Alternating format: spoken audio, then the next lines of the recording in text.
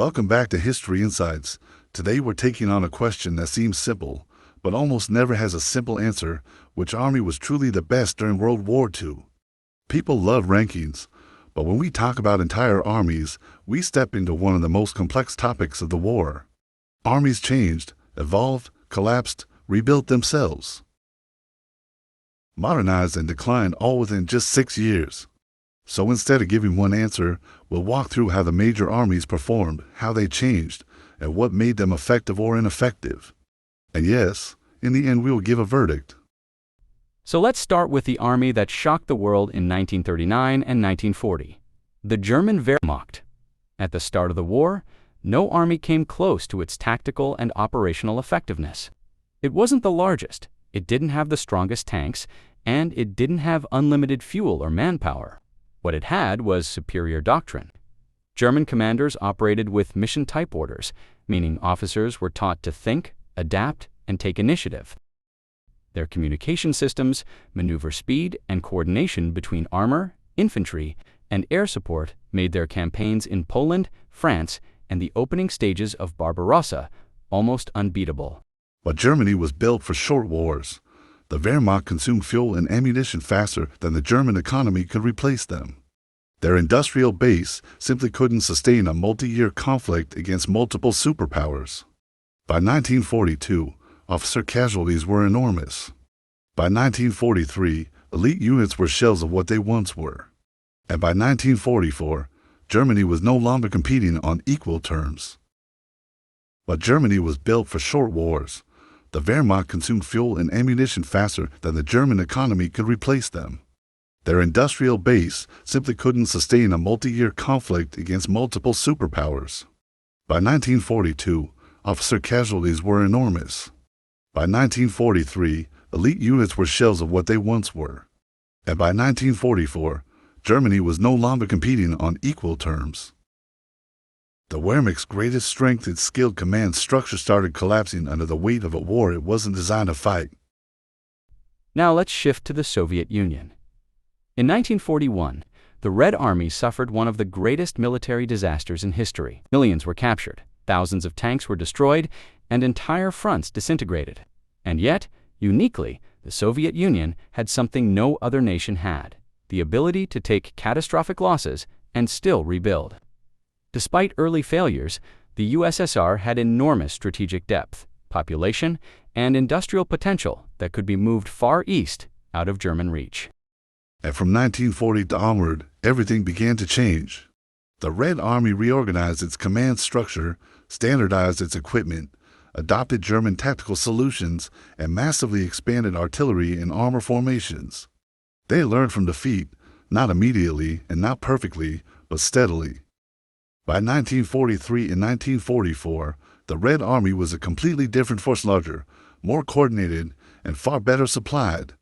But we must acknowledge something crucial. This success was also made possible by the weakening of the Wehrmacht and by enormous support from the United States and Britain. Without American trucks, fuel, radios, locomotives, explosives, food, and raw materials delivered under Lend-Lease, the Soviet logistical system would have collapsed. Soviet bravery and sacrifice cannot be minimized, but neither can the logistical reality. Even in 1945, during the advance on Berlin, the Red Army relied heavily on American transport vehicles and fuel. Their strength lay in mass, resilience, and the ability to endure unimaginable losses, but not in tactical sophistication or logistical self-sufficiency. Now let's move to the army that, by 1944 and 1945, became the most modern and effective in the world, the United States Army. What made the U.S. Army so powerful was not sheer numbers, although numbers helped. It was their unmatched logistics, their mechanization, their reliable communication systems, and their overwhelming firepower. Where Germany relied on tactical brilliance, the United States relied on systematic efficiency. If American troops encountered strong resistance, they rarely assaulted head-on. Instead, they used artillery, air power, engineers, and meticulous coordination to break the enemy before infantry even engaged. And perhaps the defining American philosophy was this: why lose men if you can send shells instead? This doctrine saved countless American lives, and ensured that U.S. forces could fight prolonged campaigns without exhausting themselves.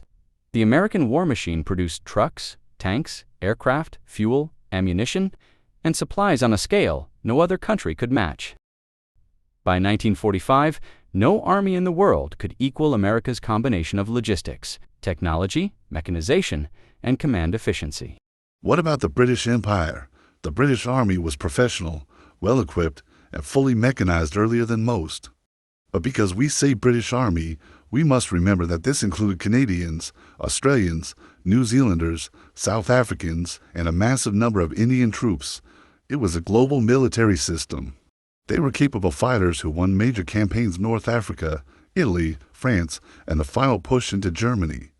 But their weakness lay in rigid command structures. British commanders often followed doctrine to strictly, reducing flexibility in fast-moving situations. Still, the British Army of 1944-45 was one of the most modern and heavily mechanized forces in the world.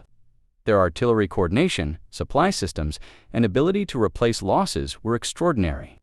But compared to the U.S., they lacked industrial depth. Compared to the USSR, they lacked manpower. Compared to the early war Germans, they lacked tactical innovation, so they sit in an interesting middle ground, extremely competent but not dominant. So now we return to the hardest question: which army was truly the best? The answer changes depending on the year. In 1939-41, the German army was the most effective. Their doctrine and command system were unmatched.